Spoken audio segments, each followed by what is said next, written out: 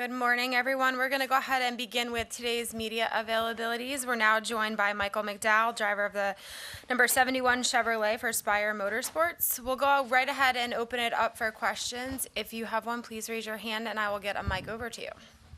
Who would like to start? Thank you all for being here. We'll go to Jordan, then to Bob.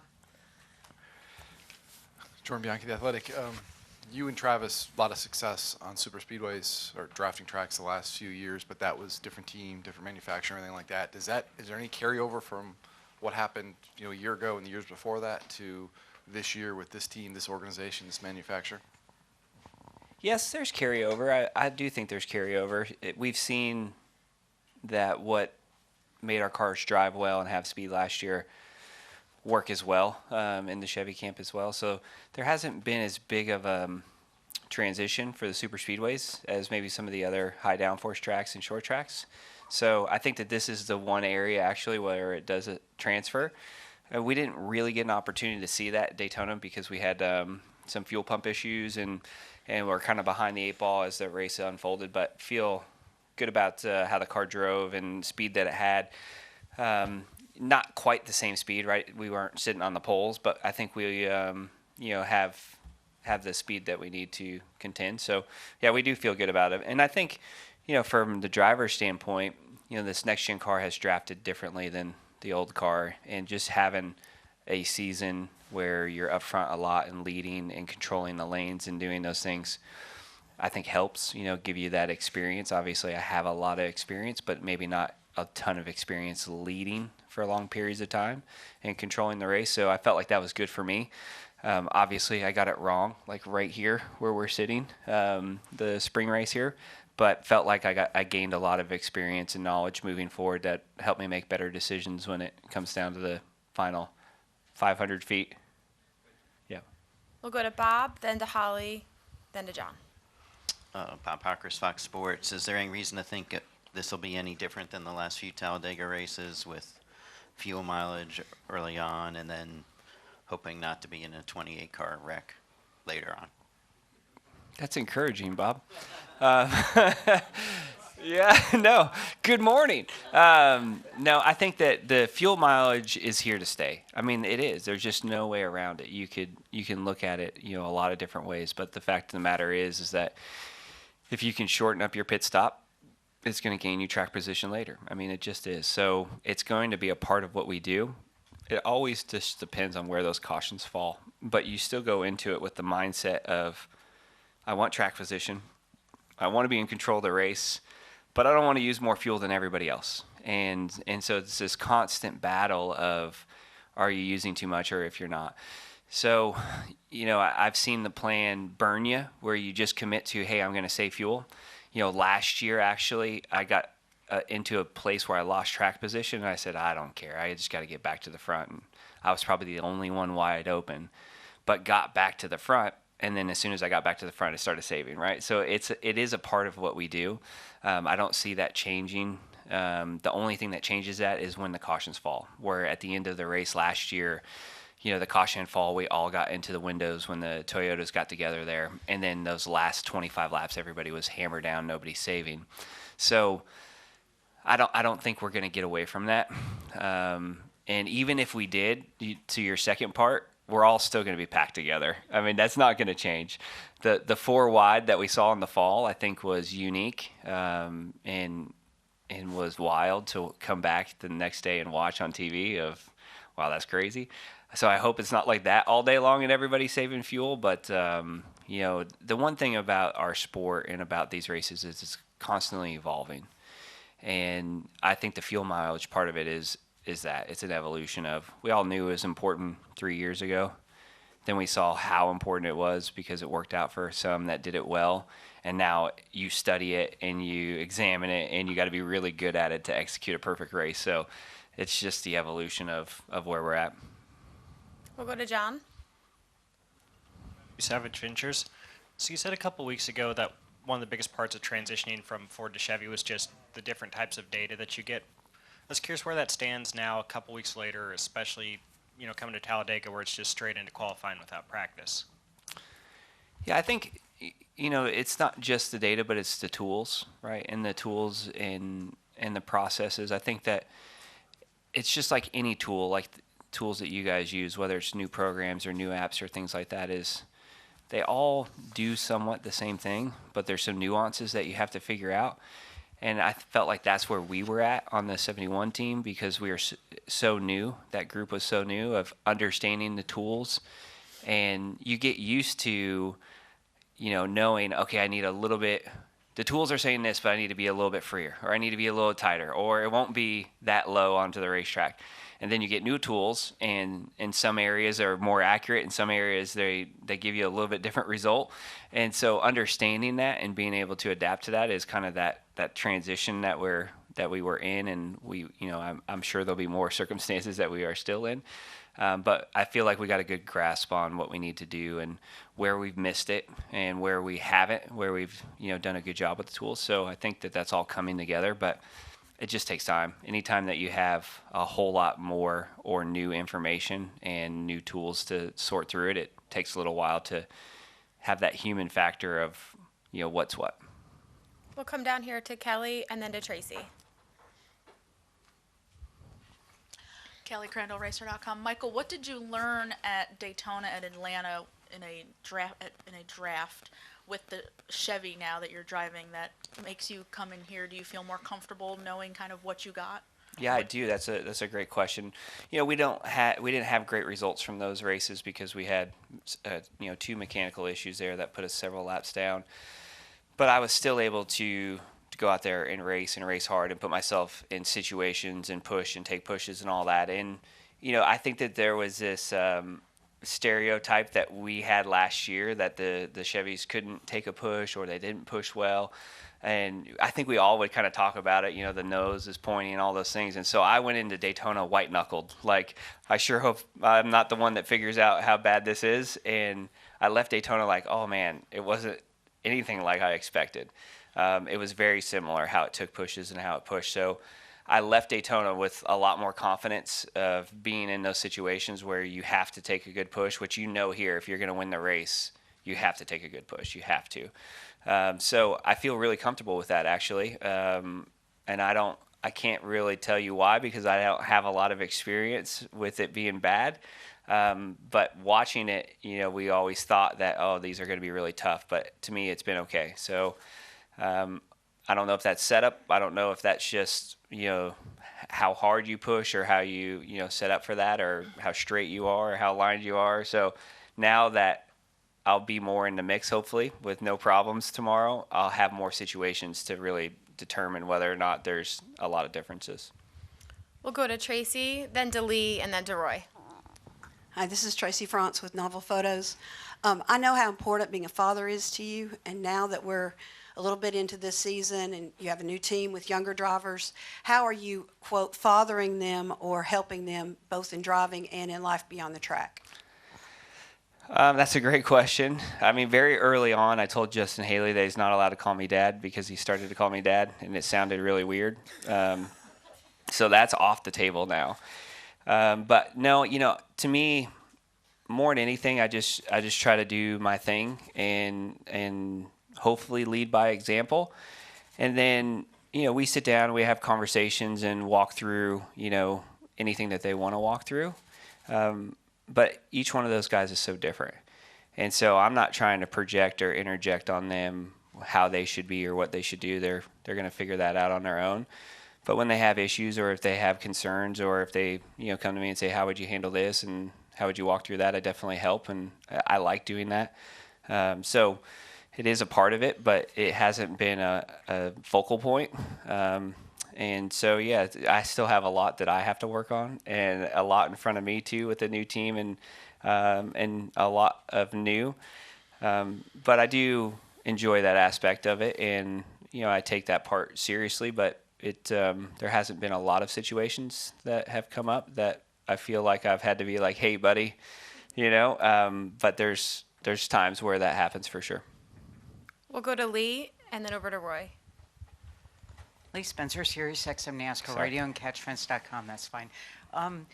getting intermediate tracks back to back, does that give teams the opportunity to learn and kind of gain from one to the next, even though that they're different?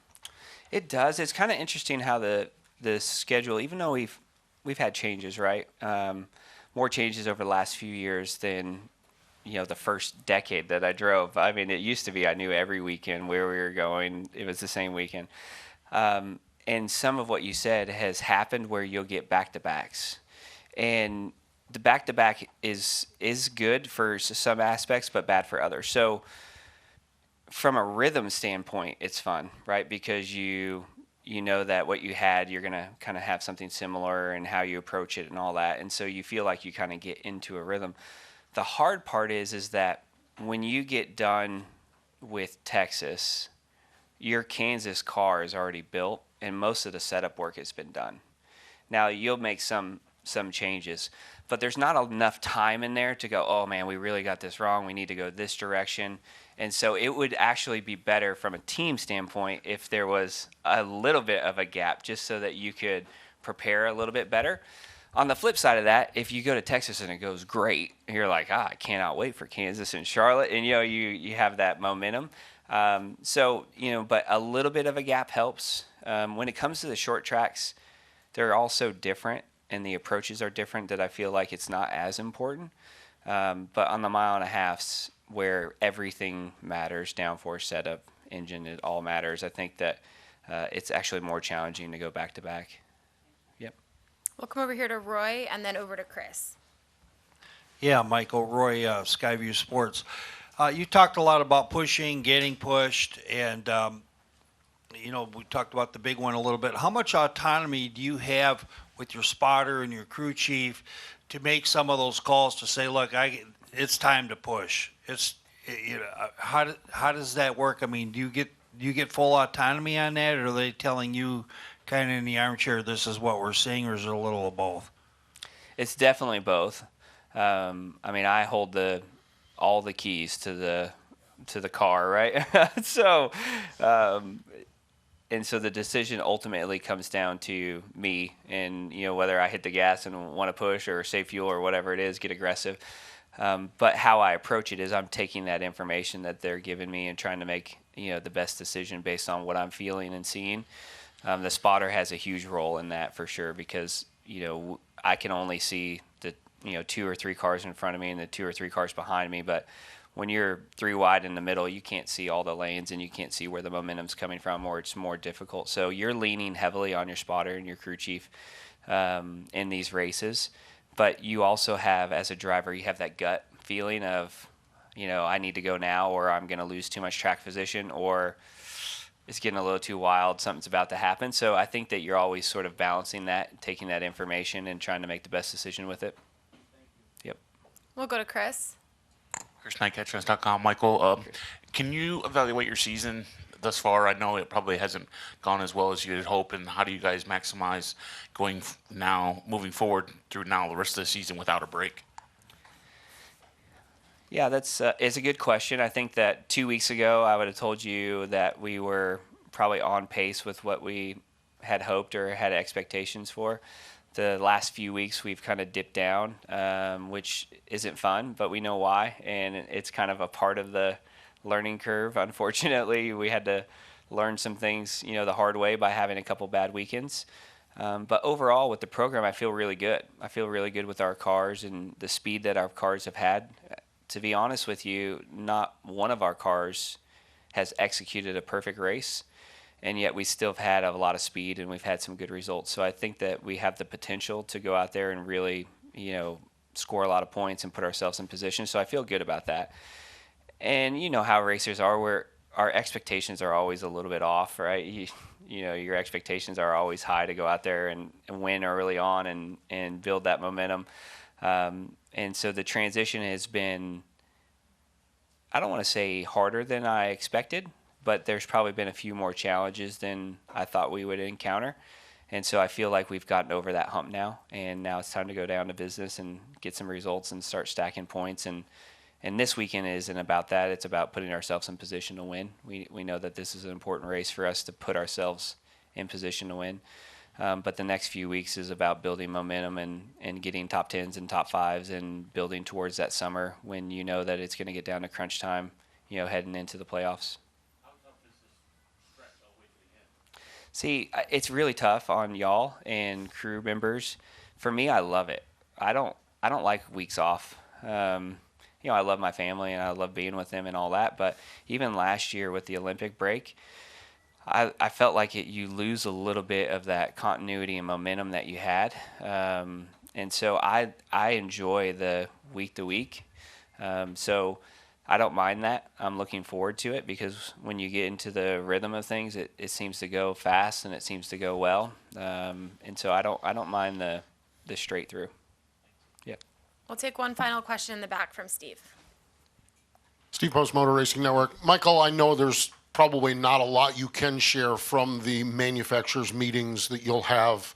You've been part of the Ford meeting for years and years. You go to Daytona, you're in a different classroom. You're in a different meeting of the show. What are some of the nuance? What are some of the differences between the way the two manufacturers are, and even just sitting with new drivers that you haven't sat with for years? You sat with the same drivers for years and years. What's that been like? Yeah, it's been interesting because just like we talked about, with the car and fuel mileage and all that, it is a little bit of an evolution. It's sort of started out of like, hey, don't crash each other. Let's try to help each other, into more elaborate of how we're going to work together, how we're going to execute pit stops, how we're going to save fuel together, all those things. And so, but now I think we're actually starting to go the other way a little bit because of the pressure from NASCAR to not, manufacture races and not have the manufacturers influence too much of it. So I think the conversations have actually gone back down a little bit to where there's more of a, hey, we know we're supposed to help each other when we can, but we're not gonna, try to plan too much, But I think the easiest way to understand how this has worked and why it's worked this way, it's all of us are selfish and we all want to win the race. Doesn't matter if it's Carson and I sitting here, I want to beat him, he wants to beat me, we want to win the race. Or if it's your other Chevy partners or whatever it might be, you still want to win. But the best way for you to have a shot at doing that is working together, saving fuel together, pitting together, because it's just your best speed that you can possibly make. And so it became like this, we're all working together, but we're only working together to get to the last lap. Right? That's what it feels like. We're only trying to get in position to have a shot at winning the race, and that's the best way to get yourself in position. But it's also add a dynamic to it that is challenging and fun if you execute it well. Like if you get a little off sequence and you come down pit road and you nail the execution of your pit stops and getting together and making speed, and you get out in front of the other pack, you feel like you did something good. So it definitely has changed. One quick question, Holly. Yeah. What has the dynamic been between you two as teammates? Because you're kind of the calm guy that's been doing this for a while, and he's kind of like go, go, go, go, go all the time. What is that relationship between you and Carson? How is that? No, I think it's a great question. I think that our personalities are very different, right? Like he's 20-something, right? So he's a wild man, but he's super talented behind the wheel, right? And he's really fast and races really well. He's aggressive. And so I think that for me, more than anything, has been the off-track stuff of like how to make our cars better and how to get the most out of our group and our people. And we're a big part of that from an information standpoint. We're the best data that race car has. And so in order to make the whole team better and our cars better, what we need to communicate and how we need to communicate that and how we use the tools from the simulation and all that. So I think it's more of that than it is the on track. We haven't had a lot of head-to-head battles, honestly. On the weekends that he's had solid weekends, we've had some issues and vice versa. And so there hasn't been any real battles on track, which has probably helped, right? Because the off-track stuff has been going well, trying to push the program forward. And, I think that's the biggest thing between all three drivers is, yes, we're personality-wise very different, age-wise very different, right? And, I have a son that's almost as old as him, right? So it's a very different thing. But I'm not trying to take that role, right? I'm not treating Carson or Justin like I would treat my son, because they're not. They're professional race car drivers that are at the highest level of motorsports, and so you don't get here by being a child, right? You just don't. You grow up fast in this sport. So I'm just trying to lead by example and kind of show them how do we make this whole team better together, and how are we a part of the solution and not part of the problem. And so, yeah. All right, Michael. Thank you for your time today. Good luck this weekend. All right. Who's up next? Justin. You think I should stay up here? I mean, Be the dad figure? No? I think I'm going to leave for this one. Thank you guys. Appreciate it.